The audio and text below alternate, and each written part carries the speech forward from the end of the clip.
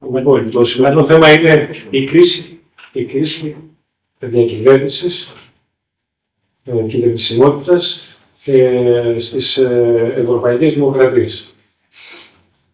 Γενικά στις χώρες της Ευρώπης. Τα φαινόμενα όλα δείχνουν, συμπίπτουν το τελευταίο διάστημα προς τα εκεί. Η Γαλλία έχει αλλάξει 5 πρωθυπουργούς σε 2 χρόνια. Η κυβέρνηση του Στάλιν στην Αγγλία βρίσκεται σε περιδίνηση ουσιαστικά. Κάνει συνέχεια την επιρροή της στον κόσμο. Ο Φάραντς και το ακροδεξιό του κίνημα στις δημοσκοπήσεις τουλάχιστον την έχει φτάσει και την έχει ξεπεράσει. Το εντυπωσιακό είναι ότι χάνουν και οι συντηρητικοί στην Αγγλία. Και για το χάνουν, οι συντηρητικοί χάνουν και στελέχη. Πρέπει να τους φέρνουν συνέχεια στελέχη βουλευτές και πηγαίνουν στον Φάραντς. Στη Γερμανία, ο Μέρτς με τον κυβερνητικό συνασπισμό δίνει μάχη πλέον δημοσκοπικά με το AfD, το ακροδεξιό γερμανικό κόμμα. Στην Ισπανία τα πράγματα είναι παρόμοια, παρόλο που δεν μαθαίνουμε πολλά. Η κυβέρνηση του Σάντσεφ έχει και αυτή βρίσκεται σε μια περιδίνηση κυρίως σκανδάλων και μια μεγάλη έκρηξη που υπάρχει που ενισχύει σε σχέση με το μεταναστευτικό, που ενισχύει κατά πολύ ένα αντίστοιχο ακροδεξιό κίνημα εκεί. Στην Πορτογαλία παρόμοια φαινόμενα και πάει λέγοντας. Μόνο η Ιταλία, αν θέλουμε, από τον παλιό σκληρό πυρήνα της Ευρωπαϊκής Ένωσης, είναι η χώρα η οποία βρίσκεται σε μια πολιτική σταθερότητα, πρωτοφανή για τα δεδομένα της. Φαίνεται μάλιστα ότι η Μελώνη δεν αμφισβητείται και για το επόμενο διάστημα. Φαίνεται ότι θα παίξει ρόλο και για το επόμενο διάστημα και μάλιστα είναι η μοναδική από τις μεγάλες χώρες της Ευρώπης η οποία έχει να δείξει και θετικά οικονομικά, θετικούς οικονομικούς δείκτες. Βρίσκεται σε ανάπτυξη οικονομική παρά το γεγονός ότι είναι μικρή αυτή η ανάπτυξη.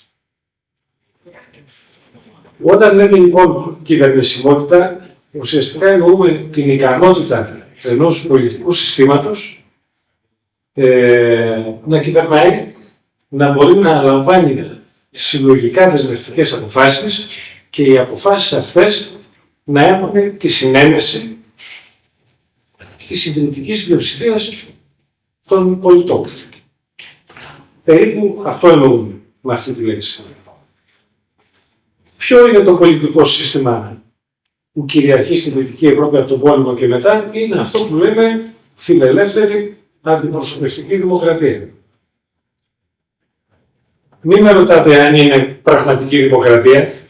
Σημασία έχει ότι αυτό είναι το σύστημα της αντιπροσωπευτικής φιλελεύθερης δημοκρατίας, το οποίο κυριαρχεί σε όλη την Ευρώπη, όχι σε όλο τον κόσμο, στη Βόρεια Αμερική και τον Καναδά, στην Ιαπωνία, στην Οκεανία και σε κάποιες χώρες του πλανήτη επίσης, διότι το μεγαλύτερο τμήμα του πλανήτη ακόμα και σήμερα βρίσκεται κάτω από αυταρχικά ή μη αυταρχικά, δικτατορικά, ψευδοδημοκρατικά καθεστώτα.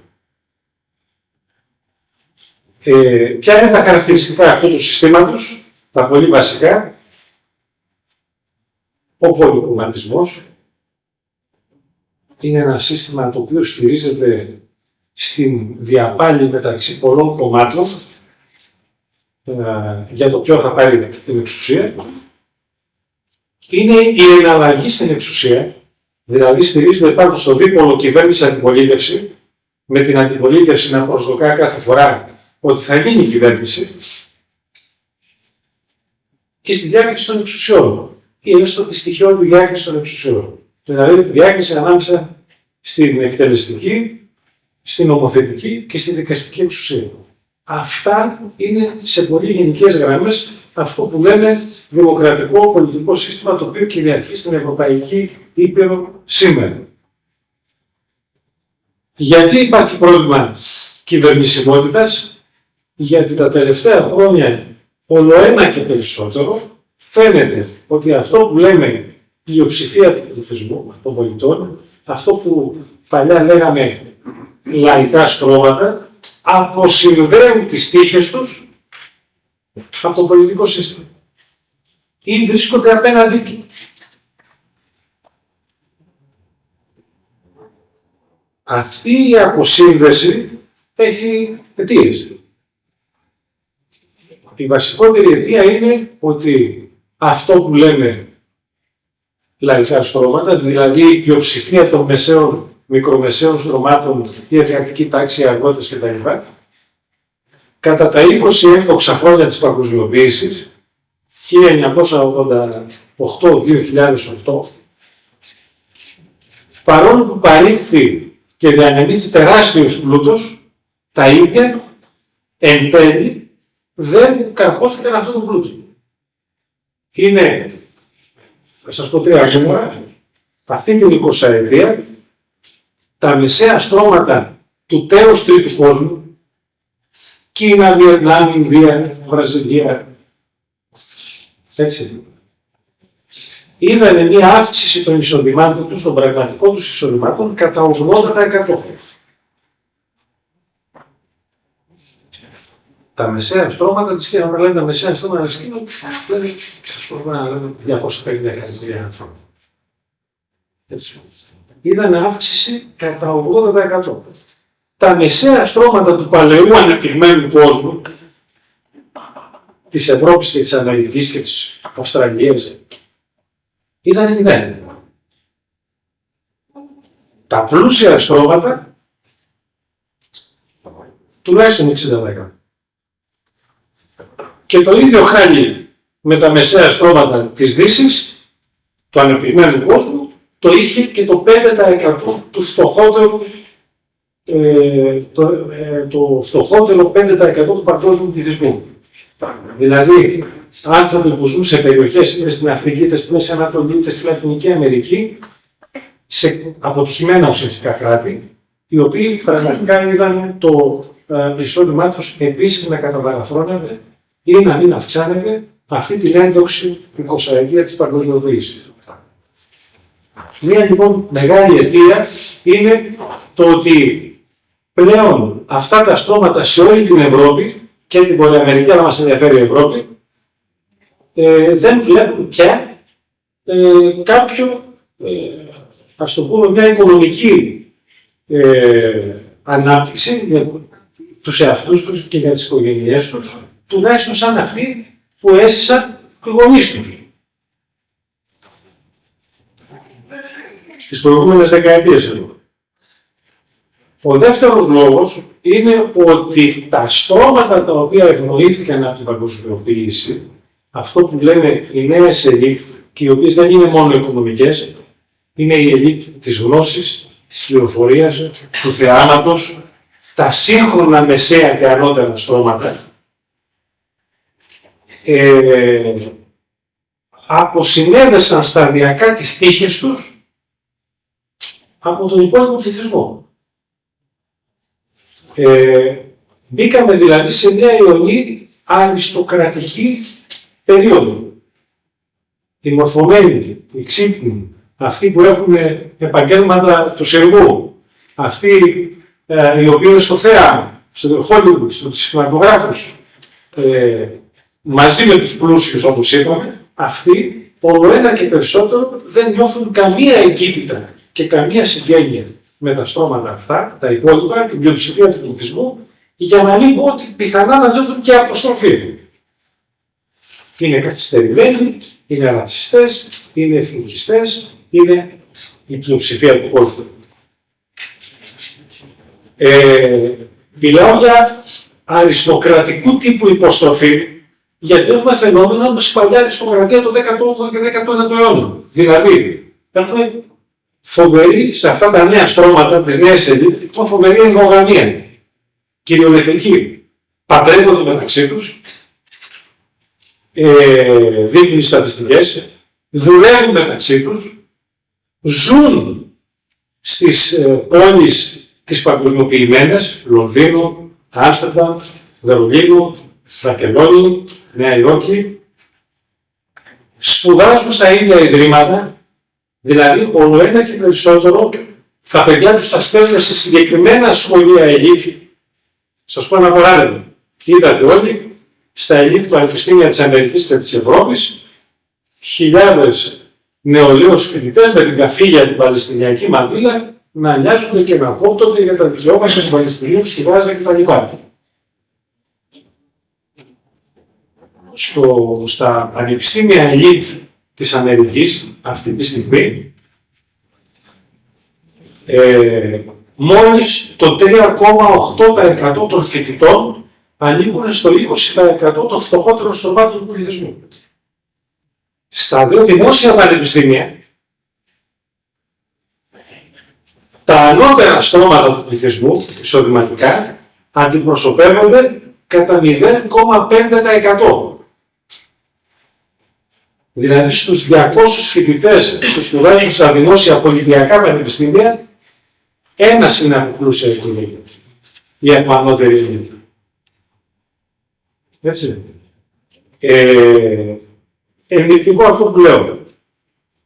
Το αποτέλεσμα ποιο είναι? Η αποσύνδεση των ελίτ, το γεγονός ότι τα λαϊκά στρώματα πια δεν βλέπουν μέλλον και ούτε είδαν κάποιο όφελο από όλη αυτή την ιστορία της παγκοσμιοποίησης, δημιουργεί ένα ρήγμα, ένα σχίσμα στο εσωτερικό των κοινωνιών, με τα λαϊκά στρώματα να γατζώνονται ουσιαστικά στον τόπο τους, να γατζώνονται με κάποιο τρόπο σε αυτό που λέμε παραδόσεις τους, όποιες και αν είναι αυτές, να μην μπορούν να ανταγωνιστούν με τίποτα το ξέφρενο ανταγωνισμό από τα ανώτερα στρώματα και ως εκ τούτου να αμφισβητούν πια όχι μόνο το πολιτικό σύστημα. Αυτό θα ήταν, αν θέλετε, κάτι που θα μπορούσε να διορθωθεί. Αμφισβητούν όλες τις ελίτ επιστημονικές, οικονομικές, πολιτικές, πνευματικές, καλλιτεχνικές. Έτσι. Και αυτό φάνηκε ξεκάθαρα με τον κόμπο. Με την περίοδο του κόμπου. Όταν ένα πολύ μεγάλο κομμάτι από τα λαϊκά στρώματα σε όλη την Ευρώπη και στην Αμερική υιοθέτησε και υιοθετεί ακόμα και σήμερα, όχι με τον COVID, αλλά με ένα σωρό άλλα πράγματα. Θεωρίες παντελώς ανορθόδοξες, θεωρίες συνωμοσιολογικές και οπωσδήποτε σε αντίθεση και σύγκρουση με τις επίσημες κρατικές πολιτικές, οι οποίες χρεώνονται συνήθι στις ελίτ. Δικαίωση για λίγους. Δηλαδή πλέον ένα μεγάλο κομμάτι των λαϊκών στρωμάτων έχει φτάσει σε τέτοιο άκρο απέναντι σε αυτές τις αλλαγές που συνέβησαν τα τελευταία 20-30 χρόνια στις χώρες του, που αμφισβητεί ακόμα και την ίδια την πραγματικότητα. Θεωρεί δηλαδή ότι η πραγματικότητα είναι μια κατασκευή. Έτσι, η οποία πάνω όταν θα τελειώσουμε θα το συζητήσουμε.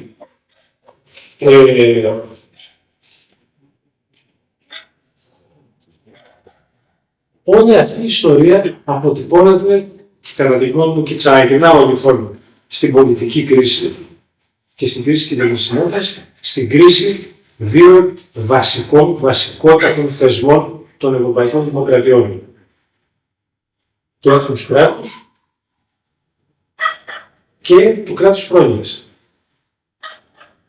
Το έθνος κράτους, από τη μία, οι οικονομικές ελίτ, αλλά και όλες οι ελίτ, οι τεχνοδιανοητικές, οι οποίες ωφελήθηκαν από τις εξελίξεις των 30 ετών του απορρίπτου, θεωρούν ότι μπορούν να ζήσουν σε αυτές τις παγκοσμιωμένες πόλεις δικτυωμένοι αναμεταξύ τους χωρίς να έχουν την ανάγκη της πλέμπας, δραπέτευσαν ουσιαστικά από τη χώρα τους, δραπέτευσαν και πραγματικά από τη χώρα τους οι οικονομικές ελίτ. Έτσι.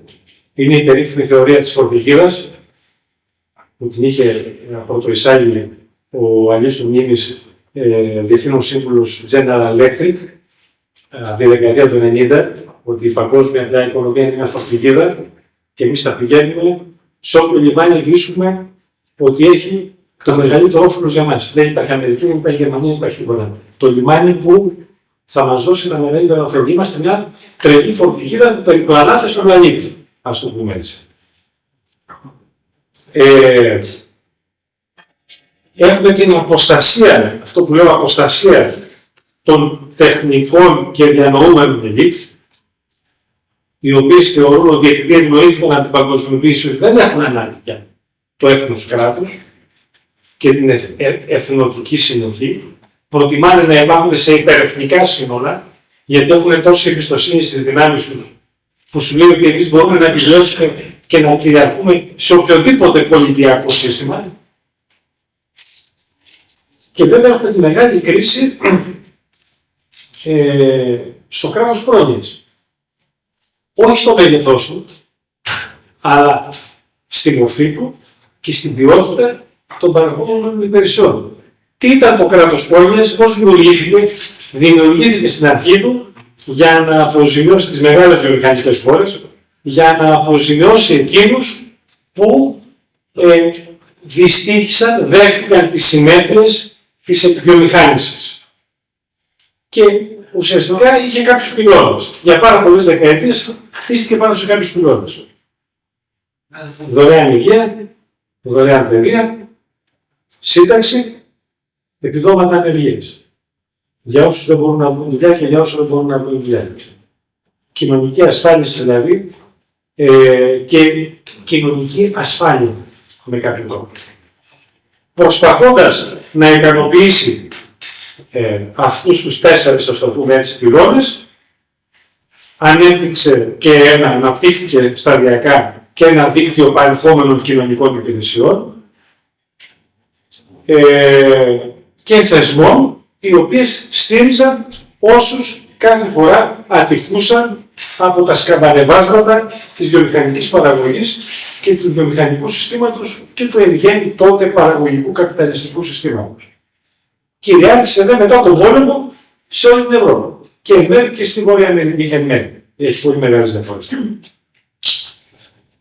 Με την παγκοσμιοποίηση, το κράτος πρόνοιας, καταρχάς, συρρυκνώνονται αυτοί οι βασικοί πυλώνες, οι οποίοι σχετίζονταν με την άμεση υλική αναπαραγωγή των φτωχότερων στρωμάτων και των λαϊκών στρωμάτων,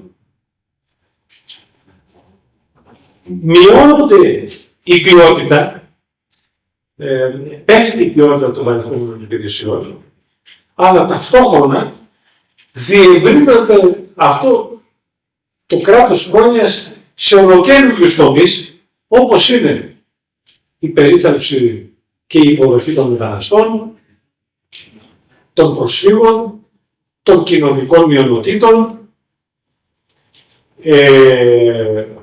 Χαριτολογώντας λένε οι Άγγλοι ότι αν θες σε εύλογο χρονικό διάστημα να κλείσεις ραντεβού, να σε δουν τα νεφρά σου, δεν ξέρω εγώ γιατί, στο νοσοκομείο στην Αγγλία, στο δημόσιο νοσοκομείο στην Αγγλία, προσποιήσου ότι θες να κάνεις φυλομετάβαση. Γιατί ο χρόνος για να κλείσεις ραντεβού για φυλομετάβαση είναι πάρα πολύ γρήγορος. Αυτό δείχνει δηλαδή ότι διάβαζα χθες μια στατιστική, στη Γερμανία το 1/3 των διοικητικών δικαστών απασχολούνται αποκλειστικά για μετανάστες. Αποκλειστικά. Για αιτήματα ασύλου. Το 1/3 των διοικητικών δικαστών. Φανταστείτε πόσοι αστυνομικοί, πόσοι νοσοκόμοι, πόσοι γιατροί, πόσοι. Δηλαδή, βλέπει ας το πούμε, οι παλαιοί πολίτες αυτών των κρατών ότι από τη μία το κράτος πρόνοιας που είχαν συνηθίσει 40-50 χρόνια πέφτει σε αξίες, σε παροχές και πέφτει και σε ποιότητα και ταυτόχρονα αυτό πλαναίνει σε ένα σωρό νέα μεταμοντέρνα αντικείμενα όπου τεράστιοι πόροι δίδονται και αυτό προκαλεί, όπως καταλαβαίνετε, μια αποσύνδεση πια παλαιού ντόπιου πληθυσμού των πολιτών αυτών των χωρών από το ίδιο του το κράτος.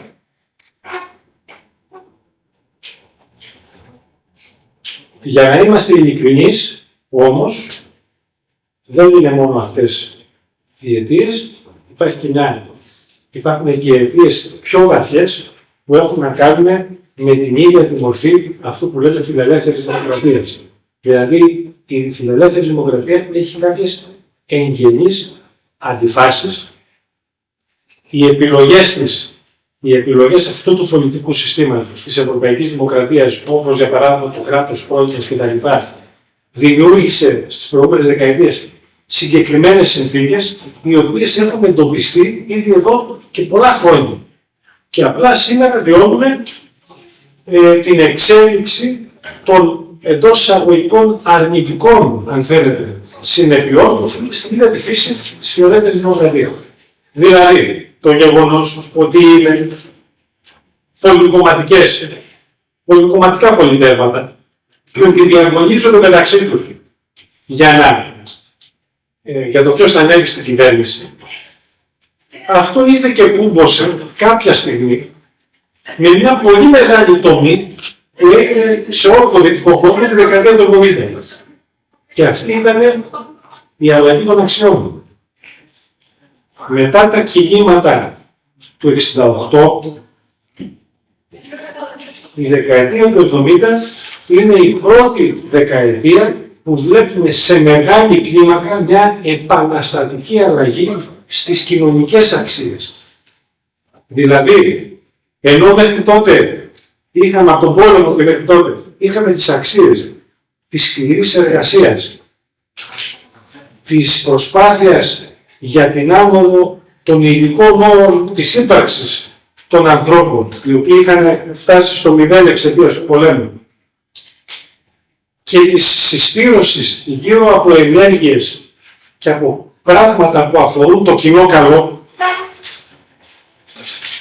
μέσα από τα νέα κοινωνικά κινήματα, τα οποία είναι αντιαυταρχικά, αντιεραρχικά, ενάντια στις αυθεντίες, υπέρ της ισότητας, υπέρ της ευδαιμονίας της ατομικής, υπέρ της αυτοπραγμάτωσης.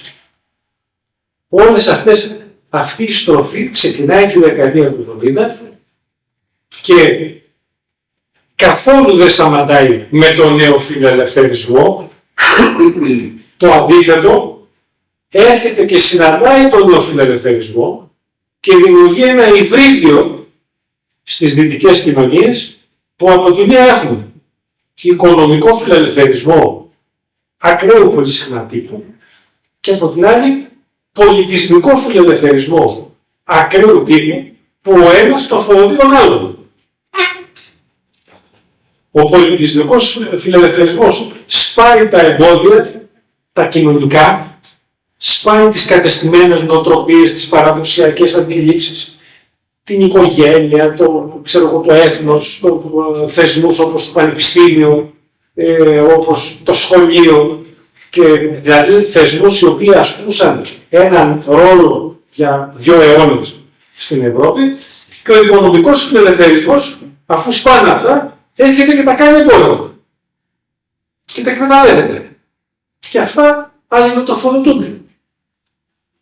Είναι παλίνδρομη η σχέση. Αυτή η αλλαγή των αξιών δημιούργησε πια σε εμάς τους ίδιους τους πολίτες, για να μην βγάζουμε την ουρά μας απ' έξω, γιατί είπαμε, η δημοκρατία είναι ένα πολίτευμα που αποφασίζουμε κάθε 4 χρόνια, κάθε 5, κάθε 3, κάθε 2, δεν ξέρω σε κάθε χώρα τι, αλλά εμείς πάμε και ρίχνουμε την ψήφο μας. Έτσι. Και μετά έχουμε απαιτήσεις για να διατηρούμε τη συνένεση απέναντι σε αυτούς που ρίξαμε την ψήφο μας. Παλιά, τα κινήματα, οι άνθρωποι, οι κοινωνικές συλλογικότητες απαιτούσαμε με βάση τις άμεσες υλικές τους ανάγκες. Θέλω σχολείο, θέλω μισθό να μου ανέβει, θέλω σύνταξη, θέλω κέντρο υγείας γιατί δεν έχω εδώ και πεθαίνω. Ο προσανατολισμός, και αν θέλετε, ο τρόπος που οι πολίτες συγκρούονταν ή διαπραγματεύονταν με το πολιτικό σύστημα, ήταν στη βάση των αναγκών. Από το 70 και μετά και όλο ένα και πιο συχνά γίνεται στη βάση των απαιτήσεων, των αξιώσεων. Θέλουν να προστατεύονται οι πέμπτες. Αυτό δεν έχει να κάνει τίποτα με τους ειδικούς όρους αναπαραγωγής αν θέλετε, έτσι, αλλά θέλω να προστατεύονται οι πέμπτες. Θέλω να υπάρχει πρόσβαση από 14 χρονών στα παιδιά για φιλομετάβαση. Εδώ μπαίνουμε πια σε αξιώσεις απέναντι στο σύστημα. Το πολιτικό σύστημα λοιπόν της δημοκρατίας αυτής, επειδή όσο περισσότερα αιτήματα ενσωματώνει, τόσο περισσότερο οι φορείς του, τα κόμματα δηλαδή, μπορούν να ελπίζουν σε μία νίκη και άρα σε μια κυβέρνηση. Παίρνει αιτήματα, πάσης φύσεως πια, έτσι, λαμβάνει αυτά τα αιτήματα, τα νομιμοποιεί και απαιτεί μετά το ψήφο. Το περίεργο είναι το παράδοξο. Ότι ενώ λοιπόν το κράτος, γιατί περί αυτού πρόκειται, το κράτος σαν παράγωγο του πολιτικού συστήματος, μεγεθύνεται συνεχώς ως προς τα πεδία στα οποία παρεμβαίνει, ακόμα και το νεοφιλελεύθερο κράτος, υπάρχουν εντυπωσιακοί ελεύθερες που δείχνουν πόσο έχει αυξηθεί η γραφειοκρατία, η κρατική γραφειοκρατία ή παρακρατική, διάφορες δημόσιες αρχές, διάφορες ρυθμιστικές αρχές κτλ. Στις φιλελευθερωποιημένες κατά τα άλλα οικονομίες. Δηλαδή, μπορεί να γλιτώσαμε τον ΟΣΕ, έτσι, ή τη ΔΕΗ, αλλά έχουμε τη ρυθμιστική αρχή ενέργειας, με αυτό για τους πολίτες, για το καταναλωτή, την ανεξάρτητη αρχή για το άλλο, την τάδε επιτροπή για τα δικαιώματα, την τάδε. Δηλαδή, δημιουργείται από το κράτος ένα πολύ ευρύτερο, μια ευρύτερη γραφειοκρατία, η οποία δεν είναι η παλιά γραφειοκρατία, είναι μια καινούργια εξουσιακή γραφειοκρατία. Βέβαια. Έτσι. Παίρνει το κράτος αιτήματα, ενσωματώνει αιτήματα, χωρίς να μπορεί ουσιαστικά να τα διεκπαιρεώσει. Διότι πια είναι ομιλοσυγκρούμενα τα αιτήματα. Δεν είναι συνεκτικά, δεν είναι θέλω σύνταξη. Κάτι δηλαδή το οποίο να αφορά το 90% του πληθυσμού. Είναι θέλω και εκείνο, θέλω και το άλλο, θέλω και το άλλο, θέλω και το άλλο, θέλω και το άλλο. Μερικές φορές και τα πιο εξωφρενικά αιτήματα. Έτσι. Το κράτος τα παίρνει, μεγεθύνεται, τα βρίσκει σκούρα, πέφτει σε ένα πληθωρισμό είτε χρήματος, είτε νόμων, είτε εξουσίας, η οποία αρχίζει να δημιουργεί στους πολίτες, στην πλειοψηφία των πολιτών μετά σύγκρουση. Και έτσι, ενώ εμείς οι ίδιοι απαιτούμε από αυτό το κράτος να έχει όσο το δυνατόν περισσότερες αρμοδιότητες και να ικανοποιεί όσο το δυνατόν περισσότερα αιτήματα, είμαστε εντελώς απόθυμοι να επιβάλλει την πολιτική του. Δηλαδή το σύγχρονο κράτος δεν μπορεί να κινητοποιήσει τους πολίτες του για συλλογικούς σκοπούς. Ούτε να επιβάλλει τη σχετική πειθαρχία για την εκπλήρωση των συλλογικών σκοπών, αλλά ούτε και να ζητήσει τις απαιτούμενες θυσίες. Αυτό είναι ένα παράδοξο, το οποίο όπως καταλαβαίνετε δημιουργεί κρίση κυβερνησιμότητα στο τέλος. Γιατί κανένας δεν είναι ευχαριστημένος. Είναι όλοι δυσαρεστημένοι με την πολιτική διευθέτηση. Και ένα τελευταίο, πάλι εδώ και 50 χρόνια, μια πολύ σοβαρή αλλαγή που έχει μπλοκάρει το πολιτικό σύστημα, ουσιαστικά την κυβερνησιμότητα, είναι τα σύγχρονα μέσα μαζικής ενημέρωσης. Αυτό που ονομάζεται τέταρτη εξουσία. Τα μέσα μαζικής ενημέρωσης λειτουργούν αυτόνομα με μια δική του λογική, η οποία επιβάλλει στο πολιτικό σύστημα πολλές φορές αυτή τη λογική σε βάρος της πολιτικής λογικής. Μια κυβέρνηση ή ένα κοινοβούλιο καλείται να αποφασίσει σε ένα μήνα από το Υπουργικό Συμβούλιο ή σε 3 εβδομάδες που θα κατατεθεί ένας νόμος ή σε 4 χρόνια που θα γίνουν εκλογές. Τα μέσα μαζικής ενημέρωσης θέτουν τα ζητήματα για την αυριανή εκπομπή. Για το αυριανό φύλλο, για το κυριακάτικο φύλλο της εφημερίδας. Και αν αυτό συνέβαινε πριν από 50 χρόνια, επικεντρώνονται στο συναίσθημα, επικεντρώνονται σε επουσιώδη πολλές φορές πράγματα και βάζουν τους πολιτικούς να απαντάνε σε επουσιώδη και κρύβουν τα ουσιώδη. Έτσι. Και έχουμε όλη αυτή τη στρέβλωση όπου αρχίζει πια πολιτικό σύστημα και μέσα μαζικής ενημέρωσης να αλληλοεπιδρούν με έναν τρόπο ο οποίος εμποδίσει πια την ενασχόληση με τα σοβαρά ζητήματα. Εάν δεν πάμε στην προέκταση των μέσων μαζικής ενημέρωσης, την κρίση των παραδοσιακών μέσων μαζικής ενημέρωσης και πάμε στα κοινωνικά δίκτυα, στα ηλεκτρονικά μέσα ενημέρωσης κτλ. Εκεί φεύγει μια μπάλα. Εκεί στην κοινωνιολεξία φεύγει. Εκεί δηλαδή η μόχλευση που γίνεται είναι τέτοιου τύπου που δεν συγκρίνεται με τους παλιούς βαρώνους του τύπου. Έχουμε έναν κατακλυσμό πληροφορίας, ψευδής πληροφορία χωρίς είναι, χειραγωγήσιμη, χειραγωγημένη, όπου ο μέσος άνθρωπος δεν γνωρίζει αν είναι αλήθεια, δεν είναι, τι είναι, ανάλογα με τις προτιμήσεις του υιοθετεί ή δεν υιοθετεί πράγματα και απέναντι σε αυτό το πολιτικό σύστημα πρέπει να αντιδράσει. Δηλαδή πρέπει το πολιτικό σύστημα αντί να σκέφτεται για παράδειγμα τι θα κάνουμε με τον πόλεμο στη Γάζα, κάθε είδους τερατολογία η οποία γίνεται ιώδης, viral, δηλαδή γι' αυτό λέγεται viral, γίνεται σαν τον ιό, μεταδίδεται σαν τον ιό, έτσι, στο διαδίκτυο και άρα να βγάλει άκρη. Και θα πρέπει οι υπουργοί, οι κυβερνήσεις, τα κόμματα κτλ. Στην κυριολεξία να απαντάνε σε κάθε, επιτρέψτε μου, παπαριά που μπορεί να γίνει viral.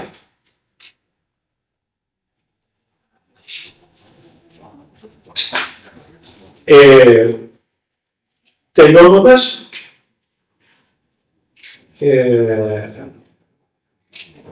νομίζω ότι όλη αυτή η συνθήκη δημιουργεί μια κρίση πολιτικής εμπιστοσύνης και η κρίση πολιτικής εμπιστοσύνης δημιουργεί κρίση νομιμότητας, νομιμοποίησης του πολιτικού συστήματος. Πώς μπορεί να αντιμετωπιστεί, δεν μπορώ να σας πω. Είναι ζήτημα του ίδιου του πολιτικού συστήματος να το αντιμετωπίσει. Θα δοκιμαστούν διάφοροι τρόποι και ήδη δοκιμάζουν. Για παράδειγμα, κάποια από τα νέου τύπου πολιτικά μορφώματα έτσι, να ενσωματωθούν μέσα στο πολιτικό σύστημα με κάποιο τρόπο, να πάρουν κυβερνητικές θέσεις. Το μέλλον είναι αβέβαιο, διότι, και είναι το τελευταίο που ήθελα να πω, ότι αυτή η κρίση πάει μαζί με την κρίση των κομμάτων. Το κόμμα είναι ο βασικός θεσμός της αντιπροσωπευτικής δημοκρατίας. Γιατί 200 χρόνια από τότε που το εφήμεραν οι Εγγλέζοι κυβερνήσεων, ουσιαστικά, έτσι, το κόμμα είναι βασικός θεσμός της αντιπροσωπευτικής φιλελεύθερης δημοκρατίας, διότι επιτελεί δύο πολύ ουσιώδεις λειτουργίες. Η μία είναι η λειτουργία αντιπροσώπευσης, δηλαδή λέει στους πολίτες ενσωματωθείτε σε μένα, ψηφίστε εμένα για να εκπροσωπήσω τα συμφέροντά σας, και μια λειτουργία μετά διακυβέρνηση. Εάν, εκτελεστική λειτουργία, εάν βγω μόνος μου ή σε συνασπισμό, θα ικανοποιήσω τα αιτήματά σας. Εγώ, η κυβέρνηση. Τα κόμματα βρίσκονται σε τρομακτική κρίση. Γιατί όλα αυτά τα τελευταία 30 χρόνια τα κόμματα, η εναλλαγή αυτή που είναι ουσιώδης για τη δημοκρατία, η εναλλαγή, ήταν φαινόντας στα μάτια του κόσμου ως ψευδοεναλλαγή. Αν μπορέσετε εσείς να μου βρείτε τις διαφορές ανάμεσα στη Μέρκελ και στους πράσινους ή τους σοσιαλδημοκράτες στη Γερμανία, πραγματικά εγώ θα σας δώσω συγχαρητήρια. Σε όλα συμφωνούσαν. πολυπολιτισμός, ανοιχτά σύνορα, τι τα θέλουμε τα κανόνια, βούτυρο, δεν χρειάζονται όπλα, φάτε τους, πώς τους λένε, τους Έλληνες, τους Πορτογάλους, τους τέτοιους αυτούς, τους κερατάδες, τους τεπένιδες, αρκεί να μπορούμε εμείς να δουλεύουμε καλά, κτλ. Σε τίποτα δεν διαφωνούσε. Αυτό στα μάτια της κοινής γνώμης έδειξε ότι δεν υπάρχει εναλλαγή λοιπόν. Άρα δεν υπάρχει δημοκρατία όπως την ξέρουμε. Είναι ο ίδιος που αλλάζει μάσκα. Και ένα δεύτερο, τα ίδια τα κόμματα στο εσωτερικό τους έπαψαν να είναι μαζικά κόμματα. Γίνανε κόμματα στελεχών και κόμματα του ίντερνετ, δηλαδή οι επίδοξοι ηγέτες. Σου λέει δεν θέλουμε τώρα τοπικές επιτροπές, κεντρικές επιτροπές, πολιτικές γραμματείες, ιστορίες, τώρα να μας σκοτίζουν διασπάσεις, τάξεις και τέτοια.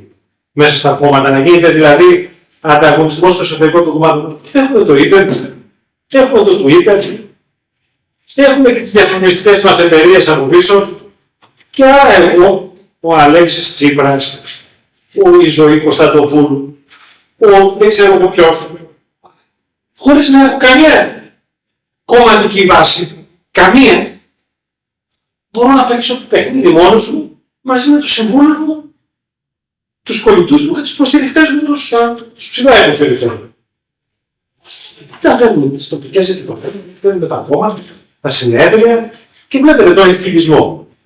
Τελευταίο παράδειγμα, το συνέδριο του ΣΥΡΙΖΑ. Ένας εκφυλισμός απίστευτο. Γέλαγε η οικουμένη. Ή βλέπω το κόμμα της Κωνσταντοπούλου, που όποια βρίσκει, ξέρω εγώ, όποια βρίσκει, και της λέει, αλλά το έμπα στο χρηματιστή, δεν μου κάνει σφυρίγια, θα βάλω έναν άλλον. Δεν υπάρχει καμία εσωκομματική ζωή.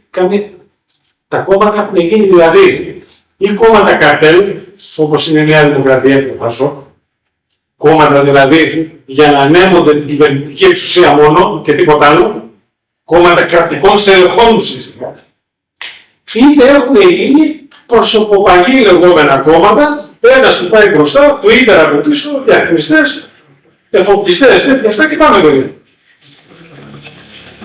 Να πάμε την εξουσία. Αυτό είναι πολύ σοβαρό δηλαδή. Που υπονομεύει τα ίδια τα θεμέλια το ένα του δημοκρατικού, φιλελεύθερου δημοκρατικού συστήματος.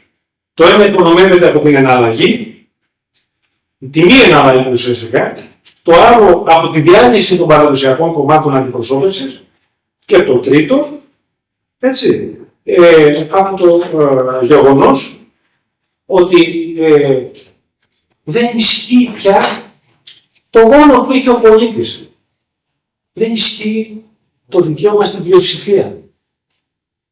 Ο πολίτης ψηφίζει, αλλά λόμπι, ομάδες πίεσης, ανεξάρτητες αρχές, κοινωνικά κινήματα, περνάνε στην νομοθετική εξουσία κατευθείαν αυτά που θέλουν, διότι λέει η τυραννία της πλειοψηφίας, όπως είπε ο Πρωθυπουργός μας. Δεν θα υποκύψουμε στην τυραννία της πλειοψηφίας, είπε ο Μητσοτάκης κάποια στιγμή, μετά το ανέρεσε, έκανα λάθος. Απευθύνθηκε στο 41% που το ψήφισε και είπε ότι είσαστε τύραννοι εσείς. Θα αποφασίσω εγώ με τον πατέρι. Και τις ανεξάρτητες αρχές και τα λόμπι και τις ομάδες πίεσης. Και την νόσου, που δεν έχει εκλέξει κανένας.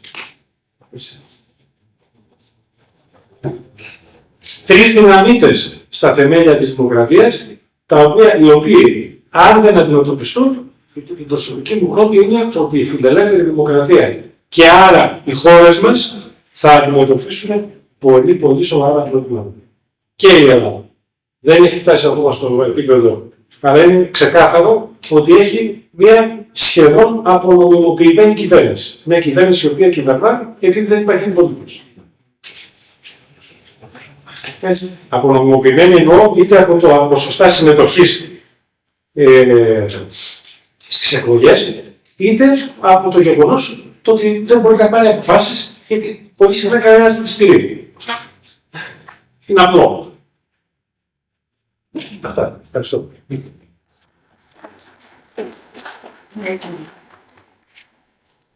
Πολύ.